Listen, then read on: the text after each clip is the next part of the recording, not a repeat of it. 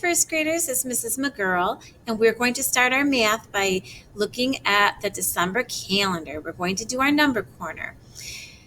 As you see, today is Friday, the 18th of December. Oh my goodness, can you believe we'll turn this over? And this is our last week of school, the last day of school before Christmas. Today I see a fish tank or an aquarium. Do you see that rectangle? Oh, this must be a rectangular prism. Remember how we had one of each three-dimensional shape? And then we had two of each three-dimensional shape. And then now we started with three. We had three of the cylinders and now three of the rectangular prism. Oh, you know what? Even though Friday, December 18th is our last day of school, you will still continue on to finish the calendar at home. Let's just see what happens. If we had 3 and 3, what do you think? Will there be spheres? 3 spheres? Here's day 19. A snowman. Day 20. The earth, which is like a globe there. The earth is a circle, which is a sphere. Same with the ball on the snowman. And a ball of yarn. That's in a sphere. They did have 3 spheres. Let's see what comes next. Cubes. And another cube. And dice, which are more cubes. So we ended up going with 3 in a row. What do you predict will happen for the rest of the days? Oh, so you think there might be 4? Well, let's see. We should have a cylinder. And a garbage can is a cylinder. And a candle, that's our second cylinder. And it looks like a jar, so that's our third cylinder. You bet. It looks like a can of either cat food or a can of tuna. Oh my gosh, they did 4 in a row. Let's finish out the month. Day 29. Band-Aids, I believe.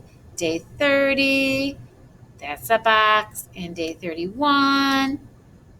All of those are rectangular prisms. These look like lockers. So if we had one more day in December, we'd still probably have another rectangular prism. Wow. Well, you know what? We will be home after we're at home doing virtual learning, but after the 18th, you'll have the 19th through all of these days off and even some days in the next month.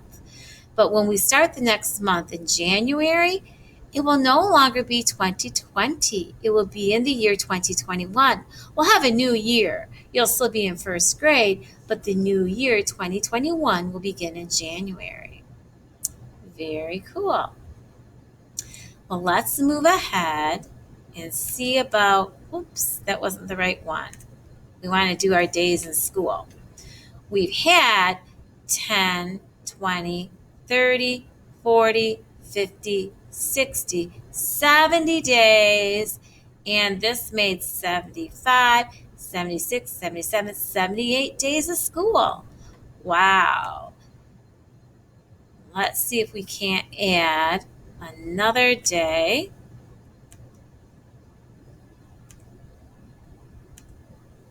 By putting an X on it. So 78 and one more makes 79. So now we'll go to the page of how many days in school. We'll take that eraser and we need to erase the 8 and make it a 9. So now I'll put that back and I'll go to my pen and I can make 79. 79 is made with a 7 in the tens place and a 9 in the ones place. Fantastic. Okay, so we are still doing number corner lessons this week. And so today we're going to change from our telling time to talking about our doubles. And we did doubles earlier in the year when we were using all the doing dominoes and using the dominoes for math lessons. And we'll come back to using dominoes today. But our learning target says I can hit doubles quickly, and I can use my doubles to divide a number in half. Ooh, it's been a while since we've done that, but I'm sure we'll all come back to you. And your success criteria is I will know I am successful when I can solve the equations correctly during our small group. So let's take a quick look at, I want to present this, so hang on. This page has some dominoes, and I would like for you to just look at it and tell me, whoops, I'm sorry, didn't mean to take it away from you. Think about this. What do you notice, and what do you wonder about?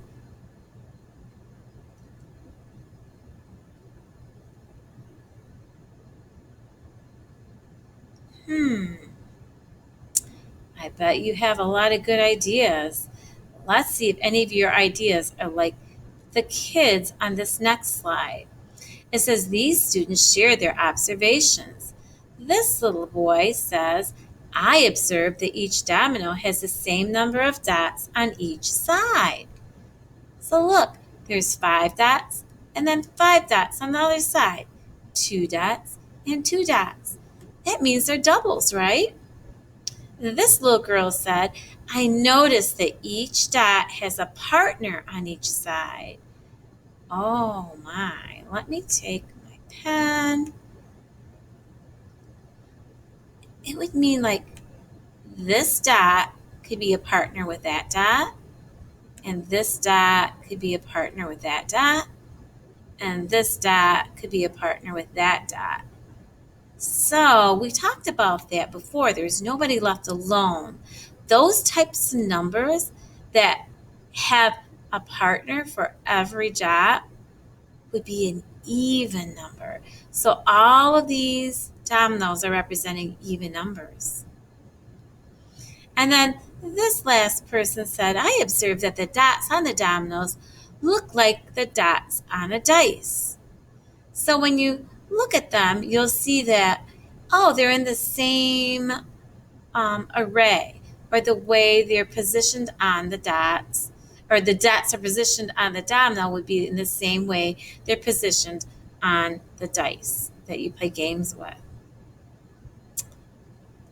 Awesome. Let me quick erase this before we go on. Okay.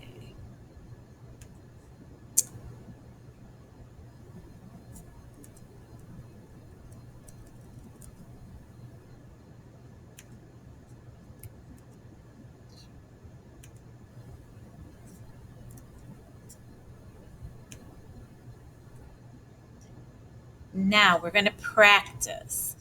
In order to practice, you will need a whiteboard and a marker, or a piece of paper and a pencil. Okay, so you're going to need to get those things around. If you need to pause this, fine.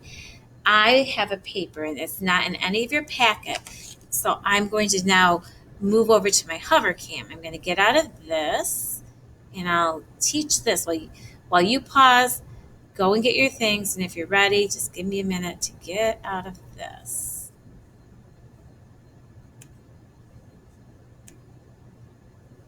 Whoops, I want to get out of this.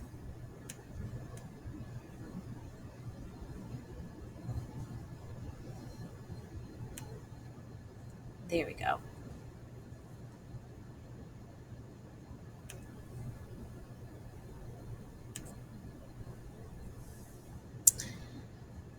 Okay, I wish I didn't have this glare, but right now we are going to take a look at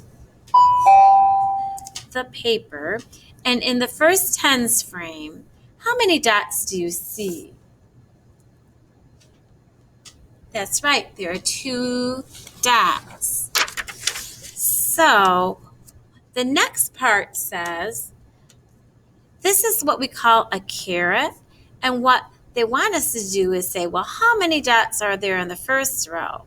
1. And how many dots are there in the bottom row? 1. If you add 1 plus 1, what do you get? You get 2. And so this is called like a number tree or a little caret, but there's like our tree. And at the bottom, 1 plus 1 equals 2. And that we can write as a number equation. Over here, we could say the 1 dot on top plus the 1 dot on the bottom equals a total of 2. We have 2 dots in that tens frame. Now, we can also write that as a subtraction problem. We have to use these same numbers, and remember, when we start with subtraction, we always start with the big number, or it will be the number that's on the top of your number tree.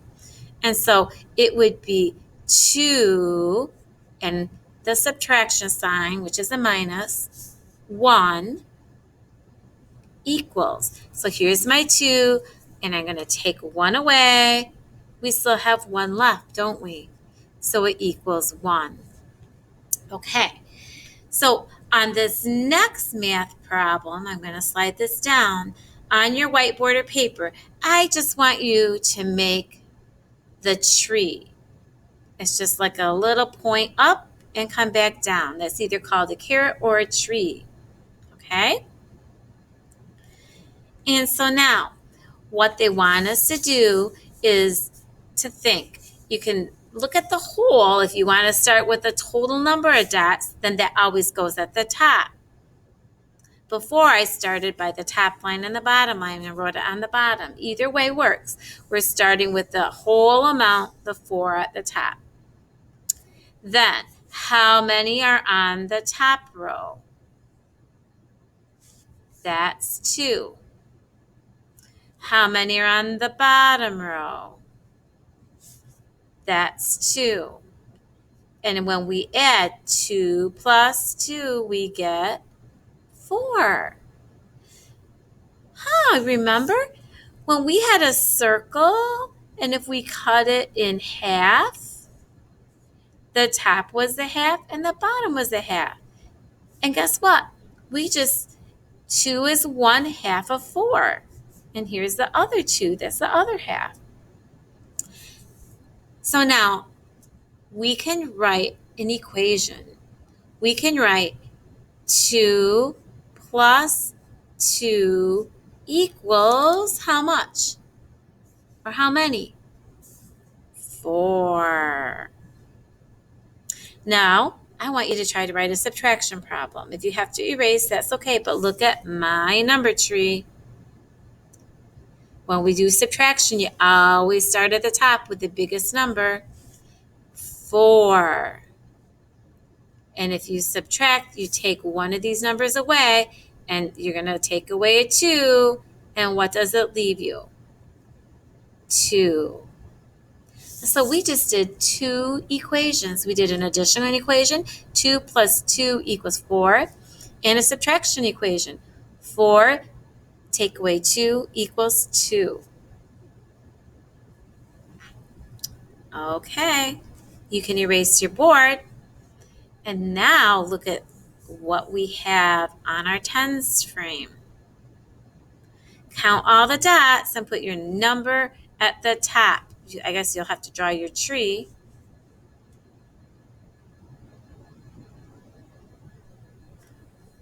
Did you count 6? Okay, so now we have to figure out how many are in the top row. Yes, 3. How many are in the bottom row? 3 more. Because 3 plus 3 makes 6. So let's write that as an addition sentence. Ready? 3 plus 3 equals 6. Now try to write a subtraction sentence. Yes, we start at the top with the biggest number, 6. Take away 3 equals 3. Good job. We're getting to a bigger number.